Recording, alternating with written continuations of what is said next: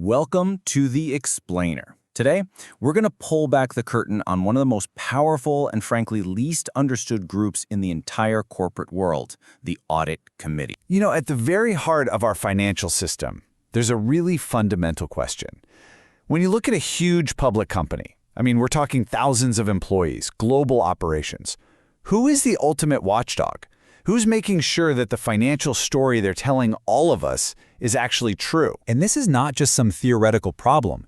History is just littered with huge corporate scandals that prove when that public trust collapses, the fallout is devastating.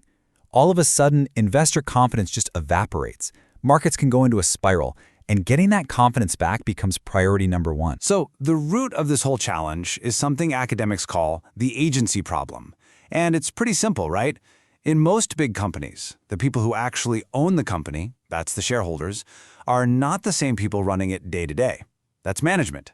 So the question becomes, how can those owners be sure the managers are truly acting in their best interests and not, just their own? To solve this exact problem of trust and accountability, the modern system of corporate governance has created this really powerful, super specialized line of defense. You could think of them as the guardians of financial integrity. And the answer is the Audit Committee. It's a small, expert team that operates right from within the company's board of directors. Its entire reason for being is to provide that crucial oversight on behalf of shareholders and really the public. Now, not just anyone can be on this committee. The rules, like the ones from the New York Stock Exchange, are incredibly strict. Every single member has to be financially literate, and at least one has to be a designated financial expert. And here's the most important part. They all have to be completely independent of the company's management team. That's to make sure they're truly objective outsiders. And to make sure their power isn't just arbitrary, the committee operates under a formal written charter. You can think of this document as their North Star.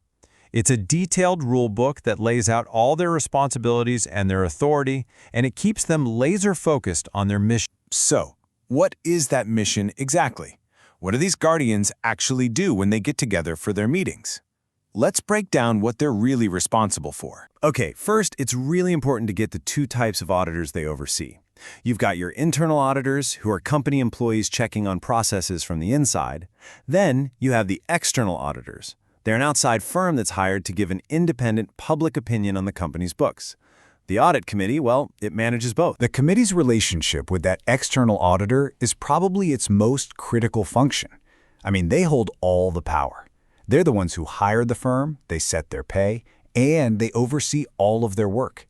And this whole structure is designed to ensure one thing, that the auditors answer to the independent board, not to the CEO that they're supposed to be auditing. A typical meeting agenda really shows you the sheer scope of what they do. They jump from high-level financial reports and big-picture audit strategy right down to the nitty-gritty of internal fraud controls and even the company's code of ethics. It's an incredibly dense, high-stakes conversation. But in the 21st century, the role of the Audit Committee has just exploded. It goes way beyond just looking at the numbers on a balance sheet. They're now on the front lines of all these new and really complex corporate risks. Just look at this data from PwC. It shows how dramatically priorities have shifted. In just 5 years, the percentage of boards that are regularly talking about cyber attack response plans nearly doubled. It went from 39% all the way up to 74%. That's a massive leap, and it shows you just how quickly new risks can start to dominate the whole boardroom agenda. And that's because boards, led by their audit committees, finally get it. A data breach or a cyber attack isn't just a tech problem for the IT department to fix. No way. It's a fundamental business risk that threatens the entire company, from its reputation straight to its bottom line. This expanding universe of risk now includes stuff that goes way beyond finance. You've got more than half of boards talking about environmental, social, and governance, or ESG criteria.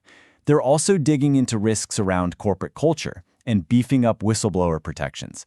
The committee's job just keeps getting bigger and bigger. Okay, so we've seen what these committees are supposed to do, but how well are they actually doing it? To answer that, we've got to look at the fascinating and often pretty hidden dynamics inside the boardroom itself. This number is just staggering. According to a 2019 PwC survey of corporate directors, almost half, 49%, believe at least one of their fellow board members should be replaced. Just think about that for a second.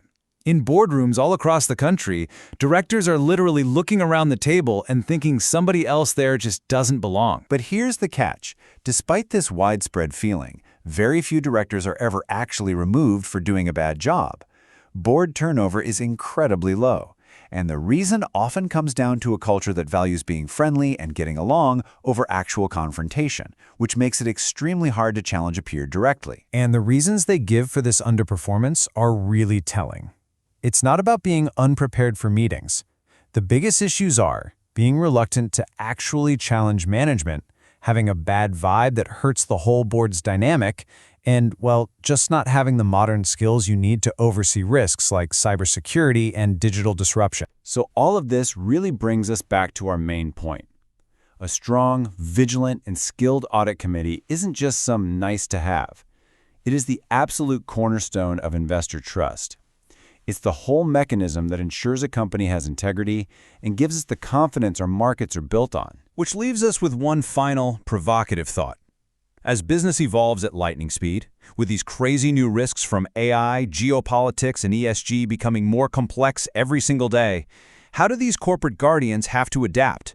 What kind of skills and what kind of mindset will the audit committee of tomorrow need to protect the corporations of the future?